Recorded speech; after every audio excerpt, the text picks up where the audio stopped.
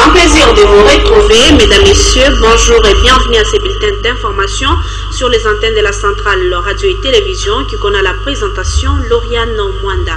Pour commencer, le chef de l'État, Félix-Antoine Tshisekedi Tshilombo, a lancé officiellement la 11e session de la conférence des gouverneurs de 26 provinces de la République démocratique du Congo, la journée de ce 27 novembre 2024. Ici, les gouverneurs soutiennent le changement de la Constitution qui comporte beaucoup de faiblesses, a dit la gouverneure Fifi Masuka. Pendant 3 jours, soit du 27 au 29 novembre 2024, la 11e conférence des gouverneurs de province qui s'ouvre à Kalemi, province du Tanganyika, réunit les gouverneurs et vice-gouverneurs des 26 provinces de la République démocratique du Congo. Elle se veut un rendez-vous annuel et un cadre de concertation et d'harmonisation régulière entre les provinces et le pouvoir exécutif national. Dans son mot de bienvenue, le gouverneur de la province du Tanganyika s'est dit honoré du choix porté sur sa province par le chef de l'État à travers l'ordonnance signée convoquant ses assises pour la première fois dans sa province de Tanganyika, capitale mondiale du lithium. Dans leur note de soutien au chef de l'État, lue par Madame Fifi Masuka Saini, gouverneur de la province du Lualaba, les gouverneurs soutiennent à l'unanimité le changement de la Constitution tel que voulu par le président de la République. Excellence, Monsieur le Président de la République et chef de l'État, s'agissant particulièrement de la question de changement de la Constitution, le collectif des gouverneurs de province soutient à l'unanimité cette démarche car cette Constitution comporte beaucoup de faiblesses. Et invite la population à soutenir ces changements légitimes et salvateurs. Renforcer la gouvernance des provinces pour assurer la cohésion communautaire, facteur clé de la réussite du programme de développement local de 145 territoires. Ce thème choisi souligne l'importance d'une gouvernance provinciale inclusive et responsable pour garantir la cohésion sociale et le développement de nos territoires. Le chef de l'État Félix-Antoine Tshisekedi Tshilombo, qui a présidé la cérémonie d'ouverture des travaux, a martelé sur la gouvernance responsable d'une province comme facteur clé du développement socio-économique. Il nous revient à tous, en tant qu'acteurs engagés, de faire preuve de détermination et de collaboration pour accélérer la mise en œuvre des initiatives prévues dans le cadre du PDL 145 territoires. Je considère ce programme comme une opportunité singulière de transformer la réalité socio-économique de l'arrière-pays en apportant des solutions durables et adaptées aux besoins des populations locales. La question du développement de nos provinces est intrinsèquement liée à celle de la gouvernance. Chaque gouverneur doit véritablement s'engager à instaurer des pratiques qui privilégient la transparence, l'efficacité et le respect des biens publics. Ce n'est qu'au prix de cet effort que nous pourrons garantir un avenir prometteur pour nos provinces et renforcer le progrès de nos entités territoriales de base. Une gouvernance responsable, transparente et efficace est essentielle pour bâtir une République démocratique du Congo, prospère et forte, a conclu le garant de la nation congolaise.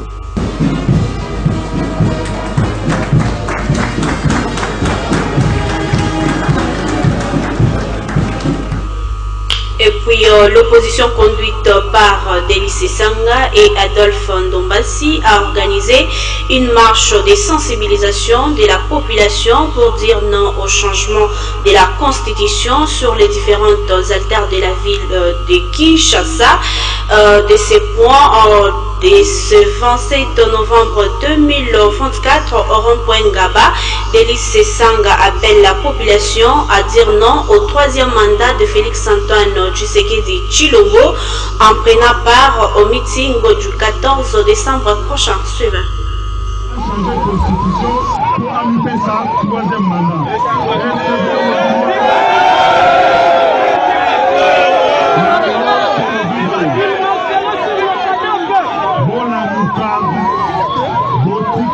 Sanga. Nous avons fait la campagne de sensibilisation pour que les Congolais nyonso batte malokola moto moko pour que les locaux wana babengi changement de constitution et les catégories. Ça doit être. Bitika Bozali, boye batetwaye na milulu minene le 14 décembre. Le 14 décembre, Conseil national toza na milulu minene. Tokobenga bino boya koboyoka na tina tokoboya changement ya constitution. Motokosa bino te ekozala na stade municipal ya Masina le 14 boya ebele po sosolana bino makambo matali changement ya constitution. Lelo milulu tozalaki nango ezalaki ya kokabola batracte bokontinue yango na bakarte na bino awa tokolongwa bozongi boyebisi bato oyo bayaki te le 14 baya ebele. Merci beaucoup. Et puis Thierry Moselepo, l'un des communicateurs de l'Union sacrée de la Nation, a rencontré le secrétaire général de l'IDPS pour échanger sur les différentes réformes que la Constitution doit subir la journée de ce 26 novembre de l'année en cours. Suivez-le. Écoutez, si je suis venu ici au temple de la démocratie, c'est d'abord parce qu'il faut reconnaître que l'UDPS, c'est le gouvernail de ce grand navire qu'on appelle l'Union sacrée, et que le président Augustin Kabouya est celui qui a porté très haut la vision du chef de l'État en ce qui concerne une modernisation de notre loi fondamentale.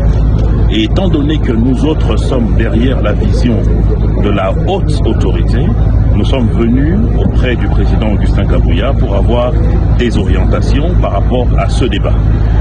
Parce qu'il ne faut pas oublier qu'aujourd'hui nous sommes en train de travailler pour permettre à ce que le Congo puisse se moderniser. Il y a eu une loi fondamentale qui a permis à ce qu'on puisse sortir de l'époque de cette guerre qu'on a appelée la guerre d'Afrique, avec notamment le 1+4 et tout ce qui a suivi. Mais maintenant, on se rend très vite compte que cette loi fondamentale commence à comporter des écueils qui ne permettent pas à ce qu'on puisse réellement permettre à nos institutions de bien travailler. On ne puisse pas réellement protéger notre territoire et ses populations. On ne puisse pas réellement articuler le régime de gestion de notre pays et les modes de scrutin et j'en passe. Donc par rapport à ça, sur base du discours que le président de la République a tenu, sur base de la volonté qu'il a de donner aux Congolais une loi fondamentale émancipée, mais aussi qui réponde à la vision actuelle, celle du développement du pays, je devais donc venir ici, auprès du président Augustin Kabouya, pour avoir ses orientations, ses conseils et des éléments de langage qui vont permettre à ce que nous puissions mieux articuler notre défense parce que la population est derrière nous. Les autres sont utilisés par les forces occultes qui veulent déstabiliser ce pays en profitant de ce débat, alors que le vrai patron du pouvoir, c'est la population. Et cette population qui est avec nous a le besoin de comprendre avec détail quelle est la motivation qui nous pousse, mais aussi de comment les choses vont se passer, tel que le chef de l'État l'a dit, avec d'abord une commission qui va travailler sur la question, et ensuite revenir vers le plan démocratique tel que prévu pour une telle action. Et puis, la ministre provinciale du genre du Haut-Katanga a sensibilisé les députés provinciaux femmes sur les droits de la femme pour lutter contre les violences faites à la femme dans les différentes bases de la province du Haut-Katanga et la politique de la province à ces sujets. Suivez. Après le lancement de 16 jours d'activisme de lutte contre les violences faites à la femme, une séance de plaidoyer s'est tenue ce mardi 26 novembre 2024 dans la salle VIP du bâtiment du 30 juin sous la direction de l'honorable Kombama Kaliliane, vice-présidente de l'Assemblée provinciale du Haut-Katanga. Ce renforcement des capacités facilité par un partenaire technique a mis autour d'une même table la secrétaire générale au ministère du Genre, Famille et Enfants, Esther Kamwanya, la ministre provinciale du Genre dans le Haut-Katanga, Valériane Mumbakibo-Konkamba, et les honorables députés femmes. Après un long moment d'échange fructueux, Madame Esther Kamwanya a donné les grandes lignes de cette rencontre.